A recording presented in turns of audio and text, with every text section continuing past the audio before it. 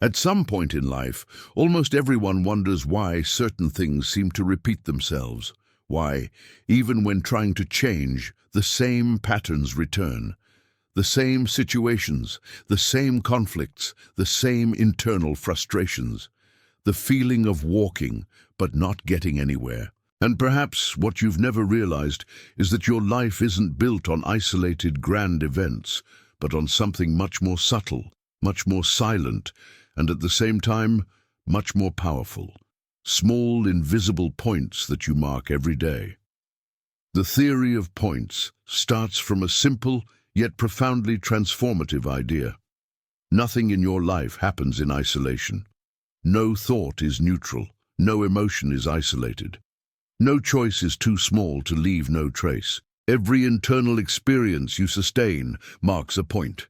And these points, even when they seem insignificant, begin to connect to each other over time.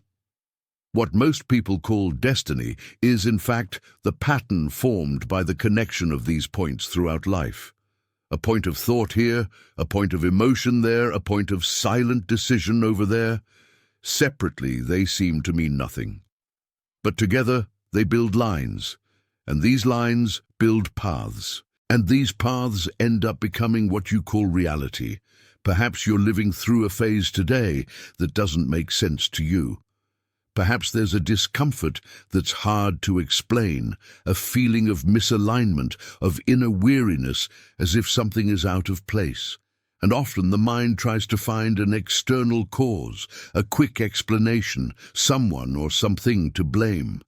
But the theory of points invites you to look elsewhere, inward, to the invisible history you've been building. Because your current life didn't begin today.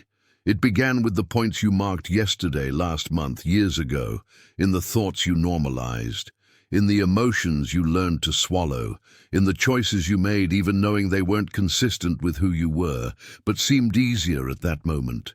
One of the most important aspects of the theory of points is understanding that almost no one destroys their own life all at once.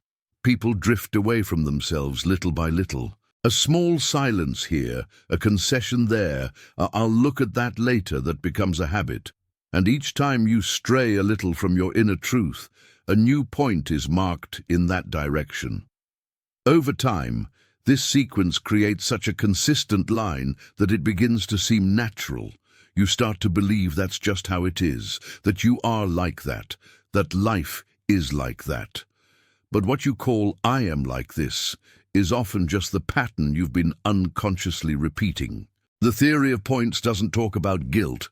It talks about responsibility, because if the points were marked, they can also be repositioned.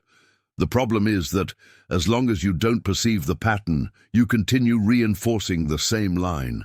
There is a profound difference between living on autopilot and living consciously.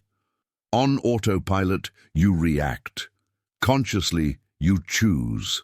And every conscious choice alters the internal pattern, even when it seems too small to make a difference. A repeated thought is not just a thought. It's a point that repeats itself. An emotion sustained without listening is not just a feeling. It's a point that becomes fixed. A decision made against oneself doesn't disappear after the moment passes. It transforms into a structural point in your internal field, and perhaps here lies one of the hardest parts to accept.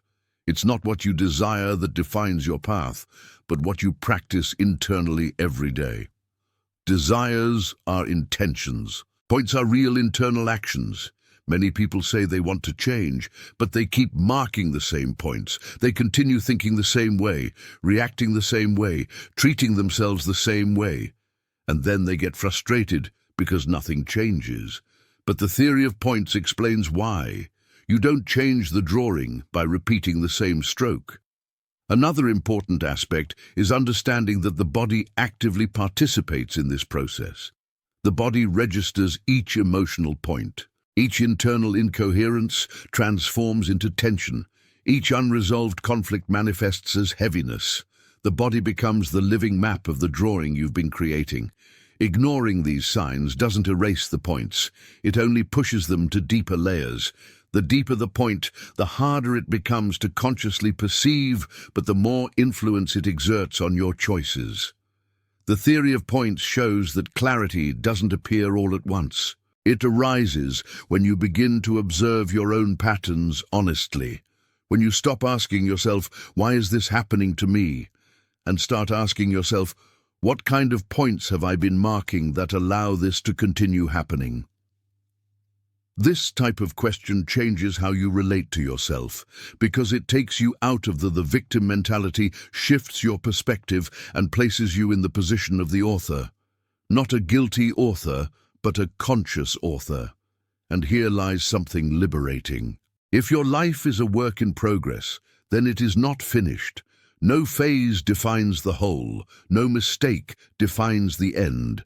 There is always room for a new point. There is always the possibility of changing the direction of the next stroke. The problem is not having marked inconsistent points in the past. The problem is continuing to mark the same ones now, even after realizing it. Consciousness arises when you begin to notice your internal micro-behaviors. How you talk to yourself, how you react to discomfort, how you deal with frustrations, how you choose to remain or distance yourself from situations that hurt you. Each of these choices is a new point being marked, and the more conscious they become, the more the drawing begins to change.